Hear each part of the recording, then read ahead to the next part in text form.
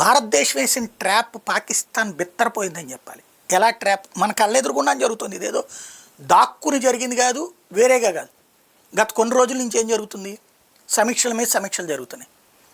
ఓ రకంగా జాతీయవాదులు కూడా అసంతృప్తి వ్యక్తం చేస్తున్న సందర్భం. కానీ ఏది ఇంకా జరగట్లేదేంటి, ఇంకా జరగట్లేదని వాళ్ళని కవ్విస్తున్నటువంటి సూడో లిబరల్స్ నడుస్తున్నది. ఇంకో పక్కన వాళ్ళు కూడా ఓ పక్కన ఏది ఇట్లాంటివన్నీ ఏం చేయలేడు ఇట్లాంటి. ఇంకో పక్కన నిన్న కూడా ఏమని చెప్పారు?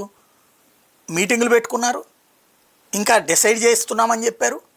అదే సందర్భంలో ఇవాళేమో యాజ్ ఫర్ నామ్స్ డ్రిల్స్ దేశవ్యాప్తంగా ఎలాగ యుద్ధం జరిగినప్పుడు అన్నటువంటి నిన్ననే ఒక రిపోర్టు, ఒక డేటా సబ్మిట్ చేస్తూ అందులో ఏ ఏ ప్రాంతాల్లో ఎలాంటి డ్రిల్స్ ఇవ్వాలి, A1లో సరిహద్దు ప్రాంతాలు అక్కడ దాక్కోవడం ఎట్లాగా, A2లో వచ్చేటప్పటికి ఈ హైదరాబాదు విశాఖ లాంటి ప్రాంతాల్లో ఎట్లాగా ఈ డ్రిల్స్ వాళ్ళకి అక్కడ శిక్షణ ఇవ్వాలి, ఇవన్నీ చెప్పడం. హోమ్ సెక్రటరీలతో వీళ్ళతో మీటింగ్, ఇవన్నీ చూసినప్పుడు సహజంగా పాకిస్తాన్ ఏమనుకుంటుంది, ఇంకా ప్రిపరేషన్లో ఉన్నారు వాళ్ళు, ఏదో చేస్తున్నారు, అక్కడ ఇక్కడ మీటింగ్స్ పెడుతున్నారు కదా, అవన్నీ అయిన తర్వాత ఈ మాక్ డ్రిల్స్ అయిపోయిన తర్వాత అప్పుడు ఏదో చేస్తుంది అని అనుకున్నారు. అదే ట్రాప్. అంటే ఇక్కడ వాళ్ళు మీటింగులు జరుగుతున్నాయి, ప్లస్ ఇది జరుగుతుంది కాబట్టి ఇదే అనుకున్నారు. ప్లస్ ఇవాళ క్యాబినెట్ మీటింగ్ కూడా ఉంది. క్యాబినెట్ మీటింగ్ అయ్యాక మళ్ళీ ఏదో ఉపన్యాసాలు ఇస్తారు, ఒకదంపుడు ఉపన్యాసాలు. క్రిందసారి క్యాబినెట్ అప్పుడు కూడా ఎట్లాంటి స్టేట్మెంట్లు ఇచ్చారు. ప్లస్ ఈ డ్రిల్స్ ఇవన్నీ భారత ప్రజల్ని సంతృప్తిపరచడానికి తప్పించి ఇప్పుడే కాదు ఇంకా ఏదో ఆలోచిస్తున్నారు వాళ్ళు.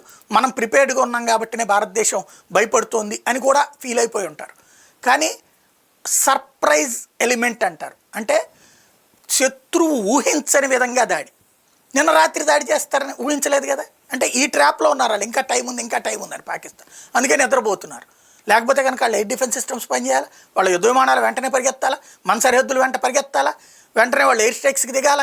ఏం జరగలేదు. అంటే మనం కూల్గా వెళ్ళాం, పేల్చాం, 9 చోట్ల పేల్చాం.